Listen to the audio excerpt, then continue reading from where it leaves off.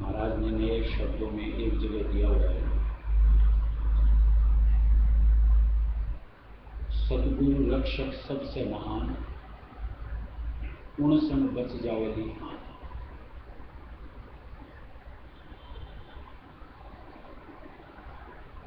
हम जब अच्छी तरह जांच परख करके गुरु में आसक्त धार से अपने आप को जोड़ देते हैं,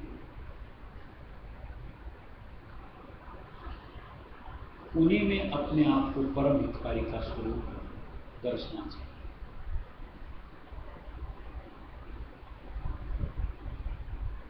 कि अगर मुझे कोई सही मार्गदर्शन दे सकता है तो सिर्फ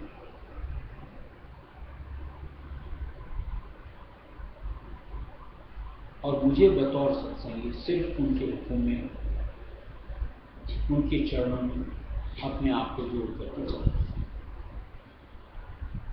यानी प्रतीत का आधार ऐसा है कि जहां किसी तरह का प्रश्न कहो, शक कहो, ज़हन में घुसे ही नहीं।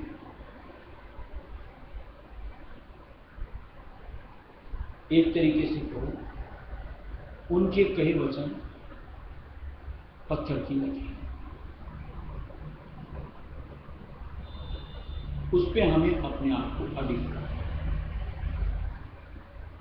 सत्संगी का स्वरूप अगर सच्चे गुरु मिले,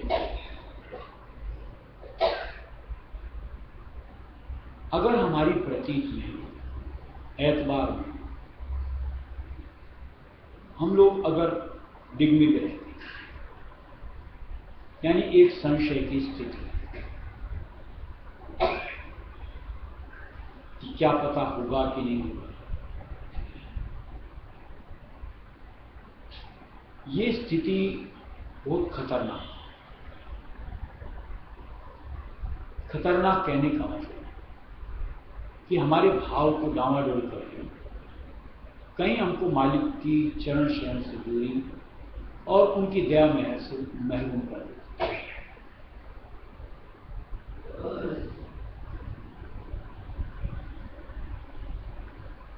जैसे बात की थी, हमने जांच परख करके उनको गुरु स्वरूप में था और एक समझ में आ गया कि हमारा और उनका निस्वार्थ नाता बनता है। किसी तरह का कोई स्वार्थ, लाग लपेट कुछ भी नहीं करता, सिर्फ जीव हित उनकी चाहना होती है।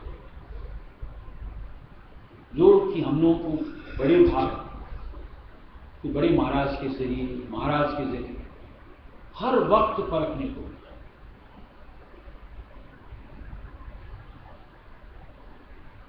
कभी संशय चित्त में आया ही नहीं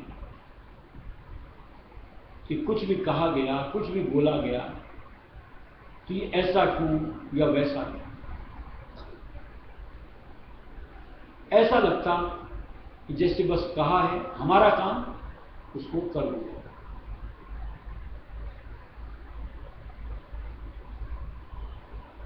काफी अरसे पहले एक उदाहरण दिया था प्रतीत का।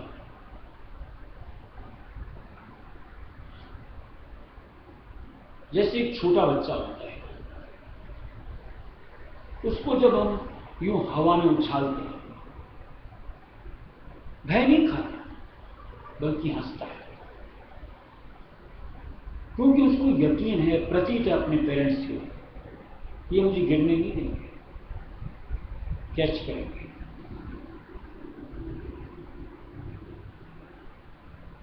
आज मालिक हमें जिस हाल में रखे, हमें अपनी बेहतरी समझ में आनी चाहिए और निश्चित तौर से होती है, कोई शक नहीं। लेकिन बड़ा अचरज है, हम दुनिया में किसी के ऊपर प्रतीत कर लेते हैं,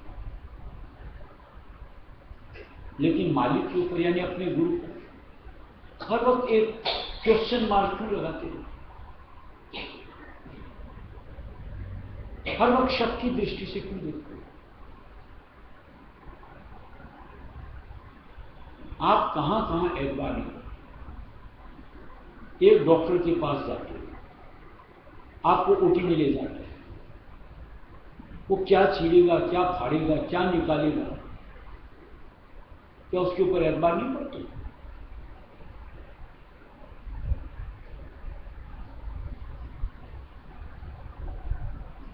जैसे उसके पास डॉक्टर की डिग्री है, इसलिए हम उसके ऊपर प्रतीत करते हैं, विश्वास करते हैं कि डॉक्टर है, अच्छा ही करे। ऐसे क्या हमारे गुरु के पास कोई सर्टिफिकेट नहीं होता है मालिक की तरफ का दिया होगा कि जीव उद्धार,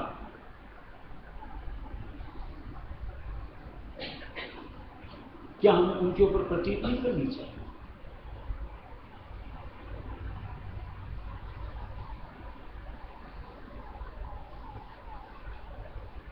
बड़ा मतलब ऐसा लगता है कि हम लोग प्रतीत के ऊपर बस अपने मन की सोच के साथ जुड़े पाते हैं।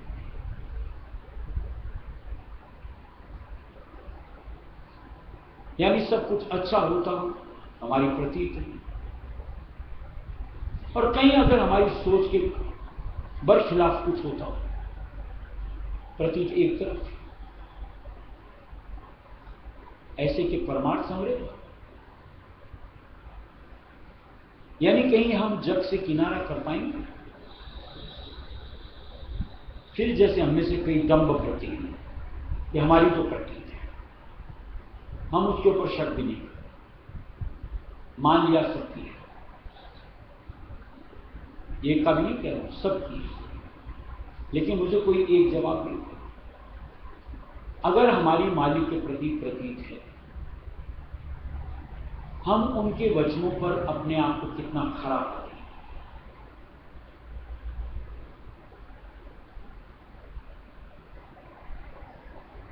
जैसे मालिक का वचन हमारे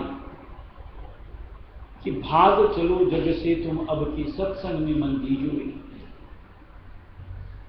हम दुनिया से कितना भाग चुके, यानी दुनिया में हमारी वृत्ति कितनी कम हुई।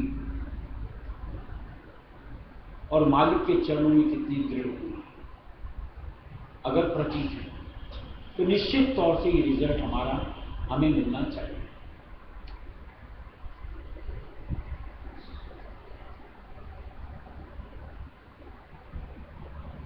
ऐसी आज कोई भी, चाहे माया हो, चाहे पदार्थ हो, चाहे भोग विलास हो, जो मालिक ने हमें सार दिया अपने वचनों में, न जाने कितनी जगह और न जाने कितनी मर्तबा सत्संग में, कि इनमें सुख नहीं। हमारी मानन क्या इस अनुरूप बन पाई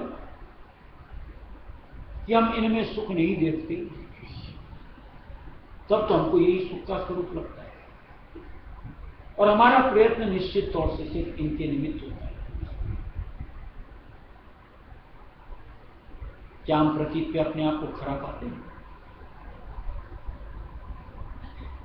अगर धारणा अभी भी हमारी उन्हीं से है तो निश्चित बात है प्रतीक में कमी या यूं को प्रतीक लगाए।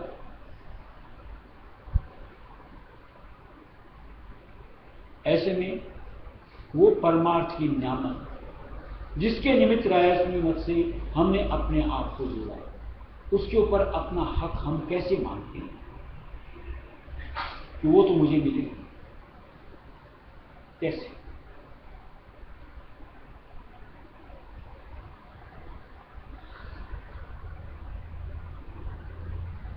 हम जगत के रंग में रचे बसे, हालात अपने आप स्वयं अपने अपने देख में। क्या मालिक का प्रेम रंग हम पर चढ़ता ही नहीं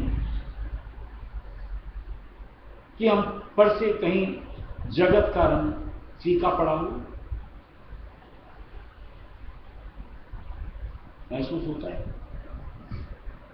अगर नहीं तो सीधी सी बात प्रतीक की करो। इसलिए अभी भी वो रंग हम अपने ऊपर चढ़ाते चले जाते हैं। मालिक के प्रेम के लिए अंतरकामना बनती ही नहीं। ऐसे कैसे ये नश्वर जल, इससे हमारा पीछा छूटना मुमकिन कैसे होता है?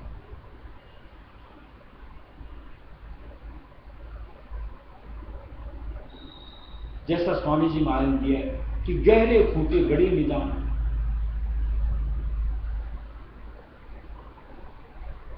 एक तरफ तो अपने आप को हम लोग देखते हैं कि हम चप्पू चला रहे हैं और दूसरी तरफ वहां किनारे से अपने आप को खो लाई नहीं।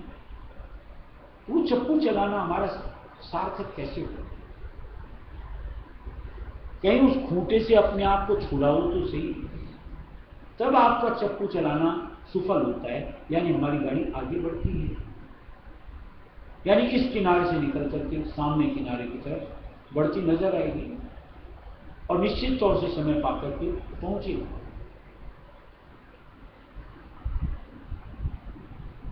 कहीं हमने छोड़ा ही नहीं और साथ में हम देखते हैं हम तो करते हैं, चाहे सेवा कहो, चाहे सुमिरन कहो, चाहे सत्संग कहो, करते हुए भी नहीं कर पा रहे हैं। कारण कहीं से छोड़ा नहीं, न तो घरबार से अपना बंधन निकला, चाहना का स्वरूप, न यहां भोग विलास से हमारा मन निकला, न कहीं और से। यानी चाहना अभी भी जब भी एकांत में बैठो या सारे दिन भर में उसी की कल्पना चलती है। इसी को प्रतीक कहते हैं। कहीं बैठ करके मालिक की गुनाहों में जुड़ो सार से कि यही सिद्ध करेगा मेरे काम को पूरा कर, तब लगे कि हमारी प्रतीक मालिक पर है। विश्वास के साथ मालिक ने कहा ऐसा करना और मैं करते चला जा रहा हूं, तो लगे प्रतीक।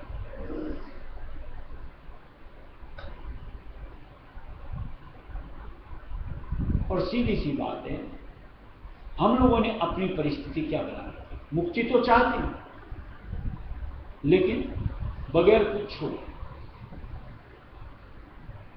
अजीब हालात नहीं रखते। जिसके लिए स्वामी जी महाराज ने बड़ी बानी में मुझे रखा और किस्सा भी है कि एक बंदर था, वो कहीं पर में अपने आप को फंसा पा रहा था, यानी एक मटके के अंदर हाथ डाल लिया और ऐसा उसने महसूस कर लिया कि मटके ने मेरे को पकड़ लिया।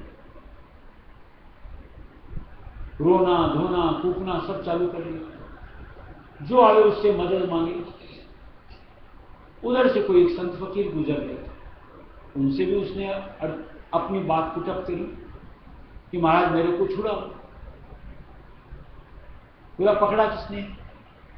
मुझे तो नहीं लग रहा कि इस घड़े ने तेरे को पकड़ रखा है। तूने हाथ में क्या पकड़ रखा है? बोले इसमें लड्डू थे, लड्डू पकड़ा मैंने। बोले तू लड्डू छोड़ दे, हाथ बाहर आ जाएगा। बोला लड्डू तो नहीं छोड़। बोला लड्डू नहीं छोड़ता तो तू भी नहीं छूटेगा।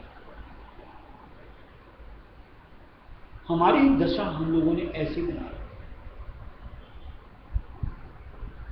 एक तरफ तो कहते मालिक पर प्रतीक, और दूसरी तरफ तो छोड़ना ही नहीं हमको, और चाहते कि मुक्ति मिल जाए, सप्त देश रायस में देश मिल जाए, अंतर में मालिक के स्वरूप दीदार हो जाए।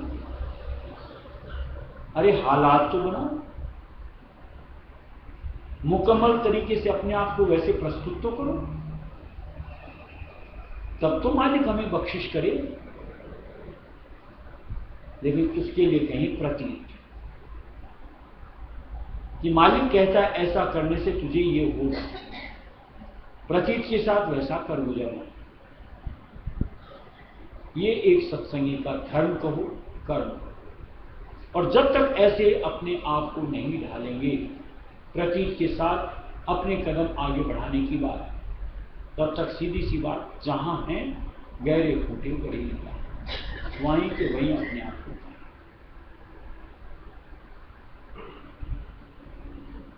पाया है मैंने शब्द रतन धन पाया, पाया है मैंने शब्द रतन धन पाया, पाया है मैंने शब्द रतन धन पाया। सतगुरु दाता कृपा कीनी, सतगुरु दाता कृपा कीनी, चरणन में लिपटाया, चरणन में लिपटाया, पाया है मैंने शब्द रतन धन पाया, पाया है मैंने शब्द रतन धन पाया।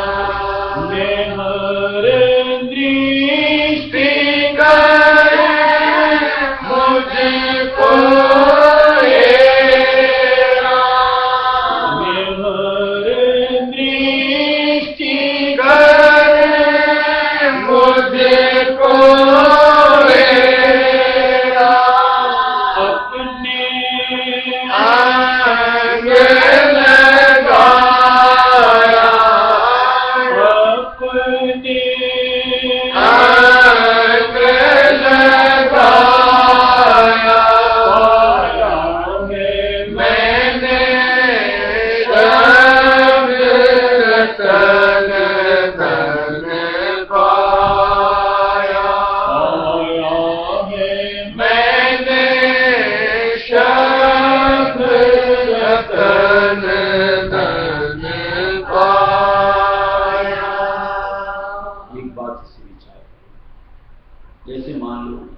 मुझे यहां से वहां पहुंचना, और मैं यहीं पे खड़े ऐसे करता रहूं कदमों को, तो क्या वो किनारा मेरे हाथ लगेगा? सारे दिन करो, यहीं के यहीं अपने आप को पाए।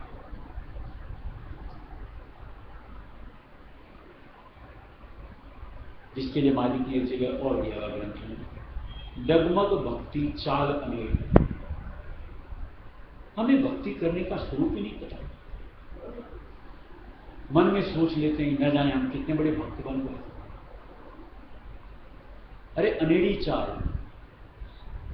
यानी जो एक तरीके से हमको भक्ति के रास्ते में अपने आप को जोड़ना चाहिए, उस अनुसार अपने आप को जोड़ो, फिर रिजल्ट के लिए अपने आप को आतुर करो, जरूर मिलेगा मालिक से।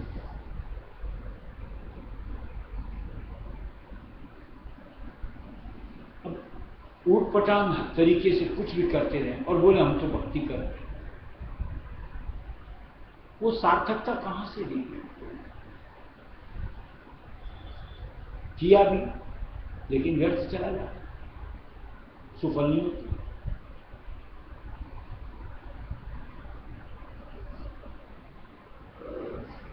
मालिक से तो दाद चाहिए।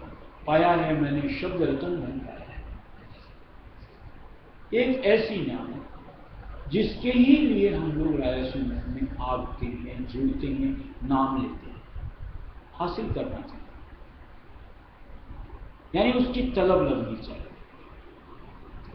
और उसके लिए कुछ भी कर गुजरना है वो करने अपने आप को प्रस्तुत करना है, हंसते हंसते चाहना के साथ कि मालिक के बारे में।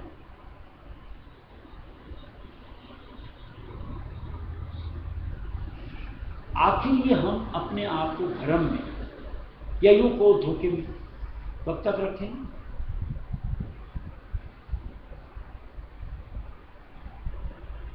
यानी कहीं से अपने स्वरूप को परिवर्तित नहीं करते हैं, अपनी ही सोच से कहीं ना कहीं जकड़े रहते हैं, तो निश्चित तौर से हम अपने आप को धोखे में ही रखते हैं। मालिक तो शब्दों के द्वारा अंतर तक को हिलाता है, यानी वस्तु स्थिति हमारे सामने पूरी तरीके से खोल करके निकाल करके, फिर भी हम अपने आप को छेद में न डालें, उस वास्तविकता को स्वीकार न करें, यानी अंतर वहां से अपने आप का नहीं परिवर्तित न करें, निकाल ना पाए वहां से, ये हमारी गलती है।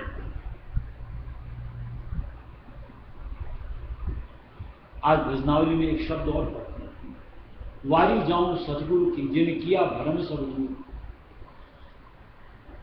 कौन सा भरम मालिक ने बाकी छोड़ रखा है जो दूर नहीं किया गया? जग हालात के जिनमें हम अपने आप को बांधते हैं, फंसाते हैं, हर जगह से तो मालिक ने हमको निष्कर्ष यूं अनुभव के साथ दिया हुआ है। अब फिर भी अगर हम वहां से अचाह नहीं होते हैं, कितनी बड़ी चूक कर रहे हैं, और नहीं कर रहे हैं यानी मालिक के प्रतीत नहीं है, इसीलिए नहीं कर रहे हैं। अगर प्रतीत होती तो निश्चित तौर से मालिक के वचनों को उधार के, और जो स्वरूप मालिक बोलता है ऐसे उस अनुरूप अपने आप को बनाए, फिर देखें कैसे हमको वो परमार्थी रिजल्ट न मिले, निश्चित तौर से मिले,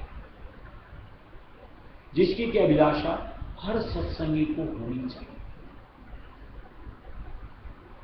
कि काश मुझे मालिक मिले अंतर में, कि मालिक का शब्द मिले, मालिक का अंतर में साथ मिले, कि जिसको पकड़ करके गए कि इस पार से उस पार पहुंच।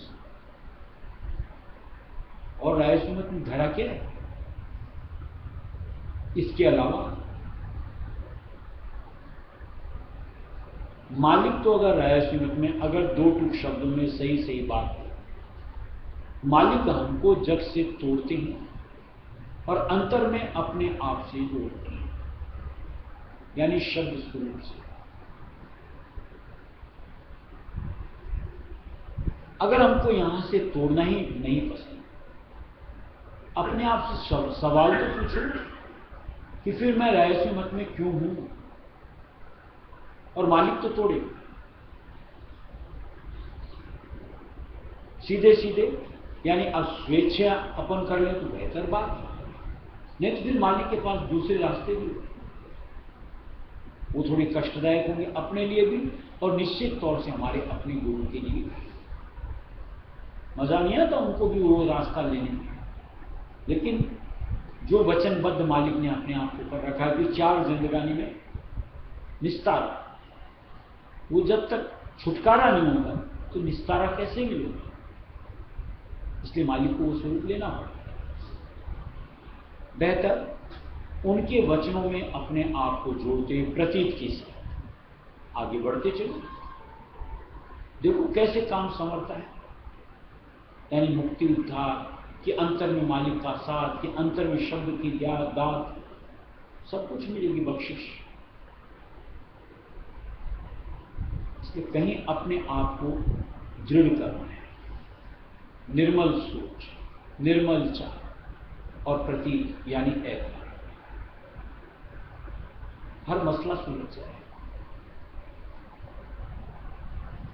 ना कोई लेवे ना बट पावे, ना कोई लेवे ना बट पावे, नित का बड़े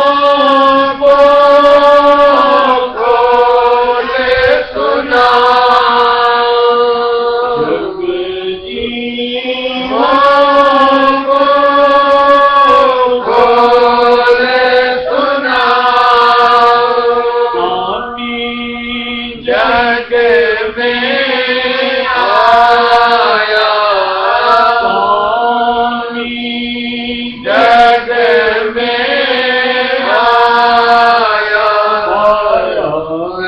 मैंने शब्द रतन धन पाया,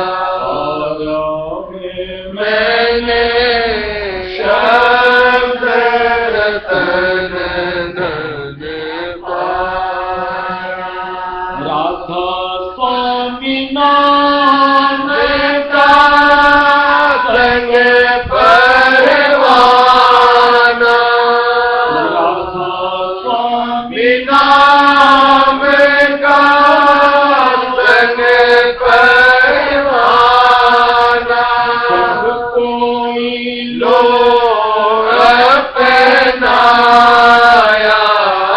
सब कोई लो अपनाया, मैंने शब्द रतन धन पाया, मैंने शब्द रतन धन पाया। देखिए, मालिक ने जो हमारे लिए सुलभ दुर्लभ अवसर का ला करके दिया, अब उसका फायदा हमें लेना है या नहीं, ये आप अपनी प्रतीत को जितना प्रगाढ़ बनाओ, मजबूत उस पर ले। प्रतीत के साथ हर काम बड़ी सहजता से मुमकिन होता चला, और निश्चित तौर से लक्ष्य हमारे करीब आए, यानी भक्ति और मुक्ति। और जहां प्रतीत में आप भूलभूल हो, कहीं आप संशय में अपने आप को, कहीं अपने आप को दो राह पे पाते हैं, ये या वो, या कहीं आप दोनों साथ से लेकर के चलना चाहते हैं, ये हर स्थितियां उस लक्ष्य से अपने आप को जोड़ती हैं, विघ्न का।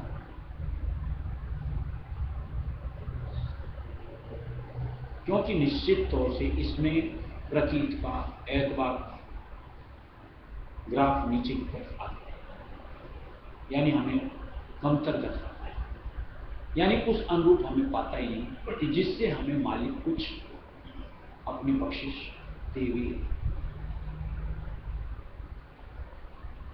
अब इसमें कोई बोले मालिक चाहे तो क्या नहीं करता। वार्तिक में एक जगह स्वामी जी महाराज ने उल्लेख दिया कि ये जो मालिक की दात शब्द बगैर पात्रता के बख्शिश नहीं की जाती, मालिक ने उसके लिए रीजन दिया है, कारण बताया। बतौर उदाहरण कि जैसे शेरनी का दूध है, वो सिर्फ स्वर्ण पात्र में ही ठहरता है, और किसी पात्र में अगर आप शेरनी को दूध को धोओगे, निकालोगे, धार मारोगे, आर पार हो जाएगा, ठहरेगा।